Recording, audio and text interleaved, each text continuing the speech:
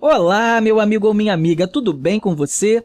Seja muito bem-vindo ou bem-vinda a mais uma aula de Ciências da Natureza. E nessa aula nós vamos continuar falando sobre saúde ambiental. E nessa segunda parte, nós vamos conversar sobre indicadores de saúde. É interessante perceber que, após a obtenção dos dados de saúde, é preciso transformá-lo em indicadores para que possamos comparar o que foi observado em um determinado local com o que foi observado em outros locais ou com o que foi observado em outros momentos. Por isso que a construção de indicadores de saúde é necessária para analisar a situação atual de saúde, fazer comparações e avaliar mudanças ao longo do tempo. Isso tudo é feito visando a melhoria da saúde ambiental. Os indicadores de saúde são utilizados na prática quando apresentam uma relevância e viabilidade comprovada e também traduzem de forma confiável e prática os aspectos da saúde individual ou coletiva. Mas quais são os indicadores de saúde? Bem, antes de falar sobre os indicadores de saúde, podemos falar sobre o que chamamos de frequência absoluta, que são números absolutos de casos de doenças ou de mortes. Esses valores não levam em consideração o tamanho da população de uma comunidade, de um estado ou de um país. Assim, quando estamos falando de indicadores de saúde, normalmente estamos falando sobre a chamada frequência relativa, ou apenas frequência, pois ela representa a razão entre a frequência absoluta e o número total de pessoas de uma comunidade, ou seja, ela leva em consideração o tamanho da população. Por exemplo, vamos supor que temos duas cidades, a cidade A e a cidade B. Vamos dizer que a cidade A tenha 1.000 habitantes e a cidade B tenha 10.000 habitantes. Vamos supor que 100 pessoas da cidade A ficaram doentes no último ano e 500 pessoas ficaram doentes na cidade B no mesmo período de tempo.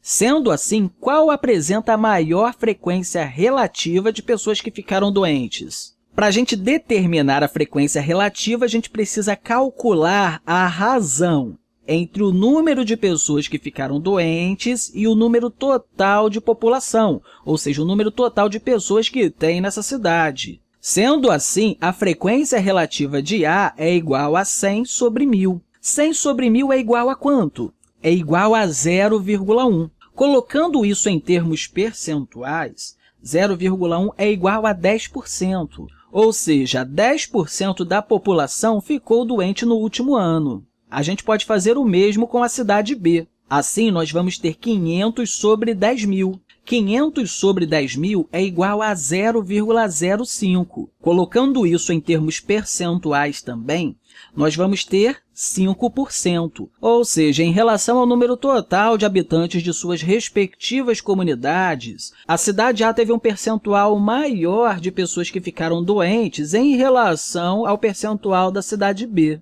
Ou seja, isso indica para a gente que a saúde na cidade A é menor que a saúde na cidade B. Claro que precisamos analisar outros fatores, tais como a incidência e a prevalência. Vamos conversar rapidamente aqui sobre cada um deles. A incidência mede quantas pessoas tornaram-se doentes. Já a prevalência mede quantas pessoas estão doentes. Conseguiu entender a diferença? Ambos os conceitos vão envolver espaço e tempo, já que a incidência vai dizer para a gente quantas pessoas ficaram doentes em um certo intervalo de tempo. Já a prevalência vai dizer para a gente quantas estão doentes nesse exato momento. No exemplo aqui da nossa cidade A, vamos dizer que atualmente apenas 10 pessoas estão doentes. Então, a gente poderia fazer um cálculo aqui e chegar a esse número de pessoas que estão doentes no momento. E, claro, a gente poderia fazer isso também em termos relativos. Já a incidência foi quantas pessoas que ficaram doentes aí ao longo de um ano, conforme a gente já fez o nosso cálculo aqui.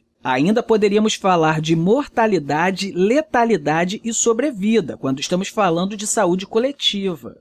A mortalidade é um índice que vai refletir o número de mortes registradas, em média, por 1.000 habitantes. Isso, claro, em uma determinada região em um período de tempo. Já a letalidade é a proporção entre o número de mortes por uma doença e o número total de doentes que sofreram dessa doença ao longo de um determinado período de tempo.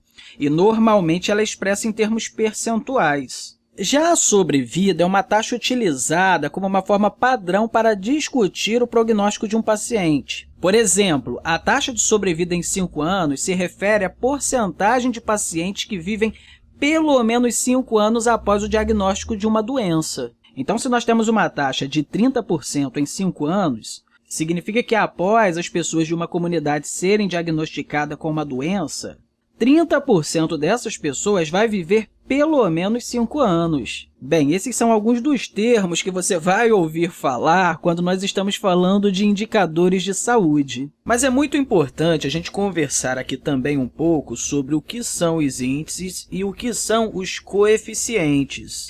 É preciso destacar aqui, meu amigo ou minha amiga, que índices não expressam uma probabilidade ou risco como os coeficientes, pois o que está contido no denominador não está sujeito ao risco de sofrer o evento descrito no numerador. Como assim? Ficou confuso? Um exemplo. A relação médico por habitantes é um índice, já que nós vamos ter um certo número de médicos para um conjunto de habitantes de uma comunidade. Então, os índices sempre vão apresentar uma relação entre alguma coisa e um número de habitantes. Médicos por habitantes, mortalidade infantil por habitantes, mortalidade materna por habitantes e assim sucessivamente. Como eu falei, de uma forma geral, nós podemos dizer que os índices são as relações entre frequências atribuídas da mesma unidade. Um detalhe importante é que os índices normalmente são apresentados de forma percentual, como eu já fiz aqui para você no exemplo, entre número de pessoas que ficaram doentes em relação ao número de habitantes, tanto para a cidade A quanto para a cidade B. Agora, os coeficientes ou taxas são as relações entre o número de eventos reais e o que poderia acontecer, sendo essa uma medida de risco para algo ocorrer.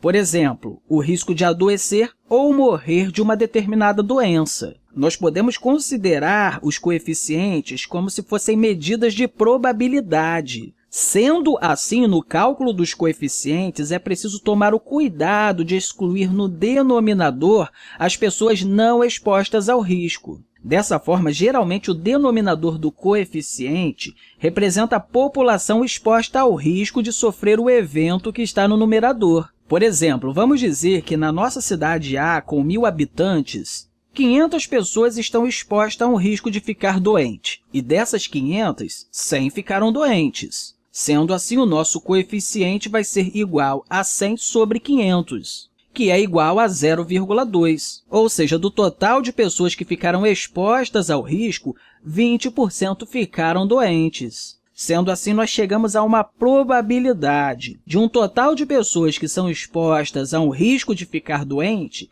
20% delas ficarão doentes. Vamos observar um pequeno exemplo aqui. Nós temos uma tabela em que é apresentado os coeficientes de mortalidade infantil, natimortalidade e possíveis indicadores de dano genotóxico ambiental. No ano de 1983, nós tínhamos aqui 110 mortes para cada 1.000 crianças. Os coeficientes normalmente são apresentados dessa forma, uma razão entre o número de eventos e o número de pessoas expostas ao risco. Se nós estamos falando de mortalidade infantil, é óbvio que as pessoas expostas ao risco são as crianças. Então, se nós fôssemos calcular o coeficiente de mortalidade infantil no ano de 1983, nós teríamos o quê? Que para cada 1.000 crianças, repare que esse daqui é o número de pessoas expostas ao risco, que nesse caso são as crianças. Então, para cada 1.000 crianças, nós tivemos 110 crianças que morreram. Então, 110 dividido por 1.000 é igual a 0,11. Ou seja, no ano de 1983, 11% das crianças morreram. Como eu já falei antes, isso daqui se refere a uma probabilidade.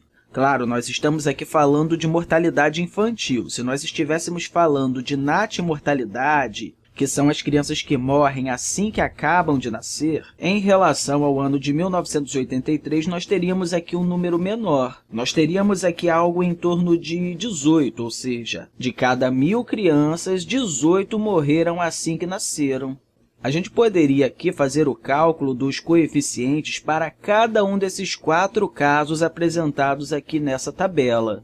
E dessa mesma forma, a gente consegue calcular o coeficiente de todos os casos relacionados à saúde ambiental. Claro, meu amigo ou minha amiga, que poderíamos ficar aqui horas e horas e horas conversando sobre índices e coeficientes, mas o objetivo principal aqui é que você conheça o que é a saúde ambiental e quais são os índices de saúde utilizados para dizer se uma comunidade é saudável ou não.